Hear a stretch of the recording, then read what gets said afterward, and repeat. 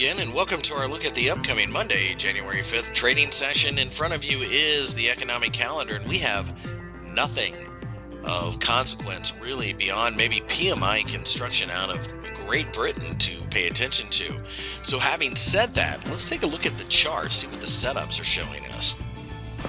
Looking at the S&P 500, you can see that we fell rather hard during the Friday session, testing about 2050 or so. Probably going to get some buying in here, so calls could be purchased on short-term supportive candles. Still not ready to buy puts though, because there's so much bullish pressure underneath.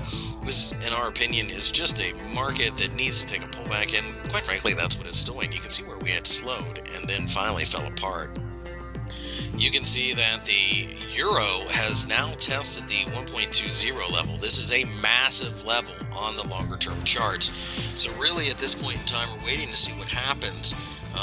This is an area that we have bounced significantly from for about 5 years every time we've approached it on the monthly handles. So we will have to see what happens, but right now we have to favor the downside. Any supportive candle though could end up being a longer term call buying opportunity. Right now you'd have to think though that rallies are put buying opportunities. And gold continues to bang around the 1180 level. You can see that we just really can't pick up any direction one way or the other.